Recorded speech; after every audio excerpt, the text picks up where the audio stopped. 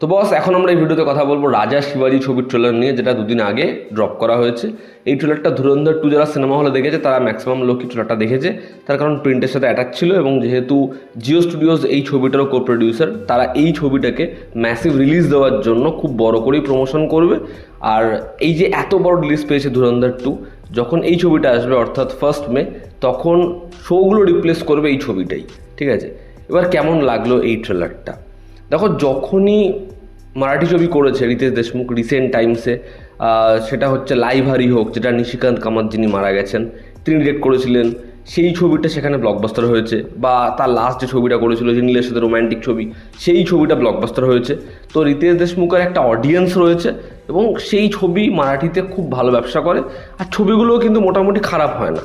এবার রাজা শিবাজি ছবিটা সেটা তার পরিচালনায় আসছে। তো আমি যত যা আপডেট পেয়েছিলাম, একটা হিউজ বাজেট আছে ছবিটার, এবং সেই বাজেটটা কোথাও একটা কি ছাবার সমান সমান, এবং এরকম একটা কাস্টিং রয়েছে যারা অনেকেই রিতেশ দেশমুখের সাথে ভালো সম্পর্কের জন্য ছবিটা করছে।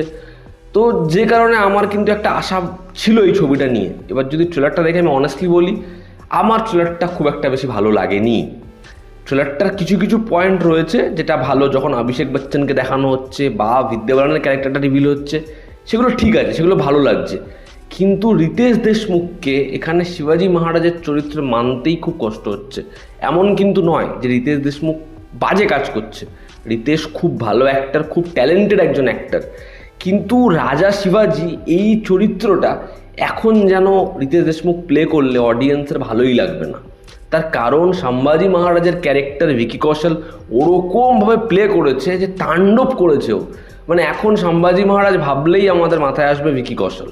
তার যা এনার্জি, যেরকম পারফরমেন্স, যেরকম ফিজিক্যাল ট্রান্সফরমেশন হয়েছে, কি করেছে। তো আমরা যখন শিবাজি মহারাজ ভাববো, সেটা তো আরও 10 গুণ শক্তিশালী হতে হবে। তাহলে সেটা ভিকির থেকেও 10x, তাহলে সেটা কি করে রিতেশ হতে পারে? তো রিতেশের লুক, রিতেশের performance, dialogue delivery, action sequence, প্রত্যেকটা জায়গাতেই এই ট্রেলারটা ভীষণভাবে মার খেয়েছে।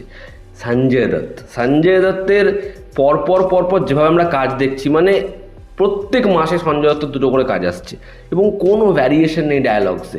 একটা ছবি যদি ভীষণ ভালো হয়ে যায়, তাহলে মিউজিক, ক্রাফট সব কিছু দিয়ে বের করে দেবে। সঞ্জয় দত্ত ভালো ছবি খারাপ কিছু ওরকমভাবে কিচ্ছু বিচার করে না, সব ছবিতে সে আছে। এবার হয়তো এই ছবিটা সম্পর্কের খাতিরেই সে করেছে, কিন্তু আর এই ভিলেনের চরিত্রে মানে ভালো লাগছে না। এবং প্রত্যেকের লুকস যেরকম, লুকস নিয়েও তারা আলাদা করে খুব যে কিছু করেছে এমনটা নয়। মানে যাকে যেরকম দেখতে লাগে তাকে সেরকমই দেখতে লেগেছে। বা ছাওয়াতে কি লুকের পিছনেও প্রত্যেকে অনেকটা সময় দিয়েছিল, এবং প্রস্থেটিক্সের কাজ যেভাবে হয়েছিল সেটা ভীষণ ভালো।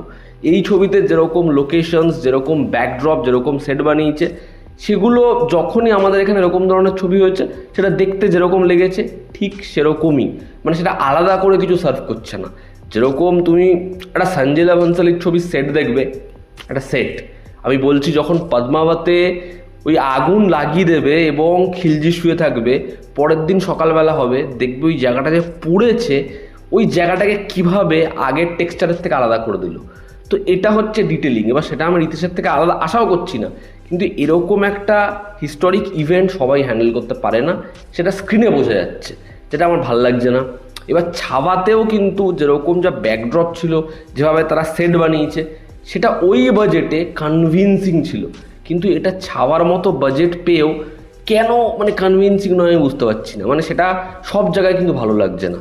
মানে যেই পোর্শনগুলোয় অ্যাকশন হচ্ছে, ব্যাকড্রপ বিশাল বড়, সেখানে দেখবে গ্রিন স্ক্রিনের কাজ ভালো হয়নি, সেখানে অ্যাকশনটা ভালো হয়নি। ওই যে শিবাজি মহারাজের বিখ্যাত ওই হাতের ওটা গালের মধ্যে আটকে রয়েছে, সেই সিনটা যেরকমভাবে করেছে, মুখে লাথি মেরেটা বের করছে, ভালো লাগছে না। বা একজনের পা কেটে দিচ্ছে, যে মজাটা ফিল করা উচিত, যে এনার্জিটা দরকার, যে ট্রেলার দেখলাম ভাই, এখানে সব এলিমেন্টস আছে, কিন্তু তাও সেগুলো যেন পুরো যে পোটেনশিয়াল সেটাকে রিচই করতে পারলো না বলে আমার মনে হলো। কিন্তু এর মিউজিক ডেফিনেটলি ভালো হবে, তার কারণ অজয় আতুল হচ্ছে এই ছবির মিউজিক ডিরেক্টর। ওভারঅল এই ট্রেলারটা আমার সেরকম কিছু লাগেনি। তোমরা যারা দেখেছো তোমাদের কি ওপিনিয়ন জানিও। জনতা আমাদের পাশে আছে। আবার দেখা হচ্ছে, টেক কেয়ার।